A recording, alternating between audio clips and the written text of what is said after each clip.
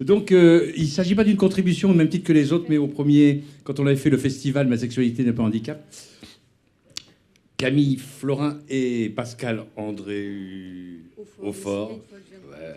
Bon, c'est pas grave.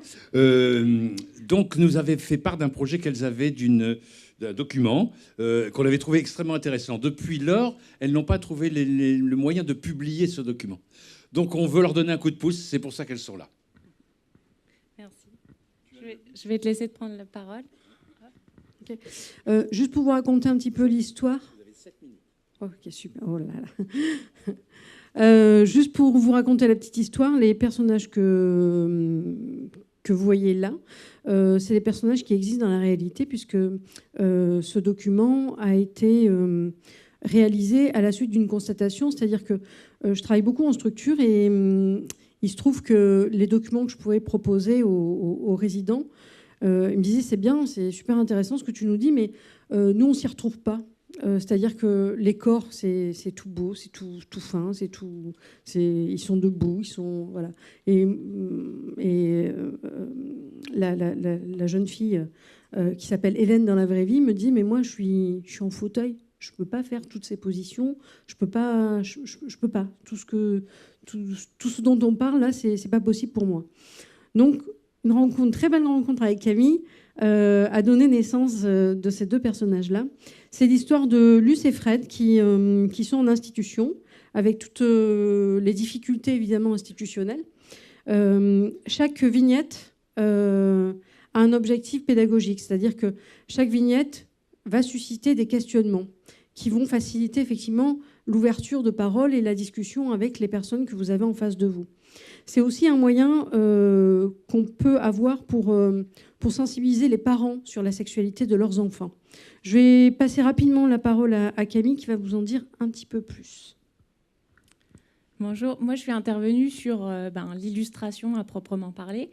J'ai une formation en illustration médicale et scientifique, c'est-à-dire que j'ai été formée à l'école Estienne à répondre aux problématiques de professionnels de la santé et à illustrer, dessiner des questions diverses et variées. Et je me suis spécialisée en sexologie parce que j'ai eu la chance de faire un mémoire en partenariat avec le planning familial autour de la sexualité des adolescents.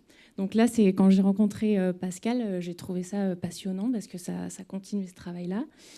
Et représenter la sexualité de ces personnes, c'était compliqué. Moi, je suis habituée à travailler plutôt de manière hyper réaliste, à dessiner les corps de manière hyper réaliste. Et là, j'ai commencé à dessiner ces personnes qu'on a rencontrées. J'ai participé aux ateliers d'écriture.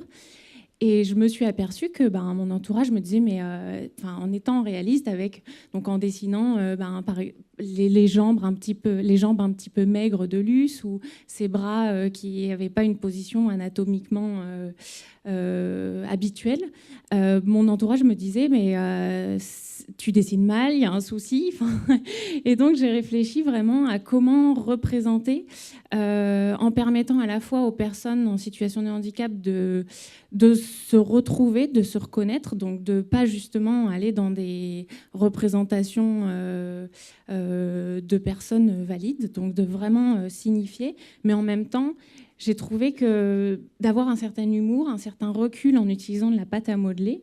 Donc là, tous les personnages sont réalisés en pâte à modeler et pris en photo, ce qui permettait de leur donner une corporéité, d'avoir un volume, des ombres, des lumières et de matérialiser ces choses. Et à mon sens, c'est très important d'avoir des représentations parce que ça fait exister les choses que ces personnes vivent au quotidien. Et donc représenter par exemple une fellation, je ne sais pas si tu as vu, si vous avez vu.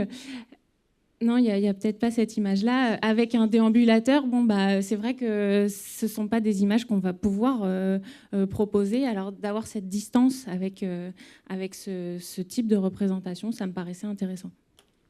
Juste sur cette image, par exemple, le travail qu'il y a à faire, c'est effectivement travailler sur le rapport sexuel protégé ou pas. Donc on peut voir qu'il n'y a pas de préservatif.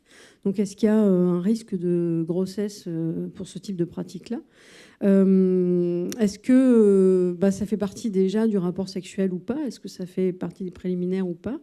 Voilà, il y a tout un questionnement par rapport à cette image seulement. Voilà. Oui, alors voilà. Donc vous allez retrouver dans l'indispensable en dernière page le projet. Et donc c'est un support pédagogique qui permet d'aborder plusieurs thèmes qui sont développés dans l'indispensable. Support iconographique. Et là, on aimerait l'éditer. Donc, il nous faut... donc, on organise une collecte. Donc, vous pouvez précommander les livres. Et si, par chance, on arrive à atteindre l'objectif des 3 500 € nécessaires à l'impression de cette bande dessinée, sachant que la bande dessinée seule coûte 20 €, on va pouvoir éditer ce nombre d'exemplaires et les distribuer voilà, alors à la fois pour les professionnels de la santé, mais à la fois pour les personnes intéressées à titre personnel, parce que voilà, ça peut être abordé des deux façons.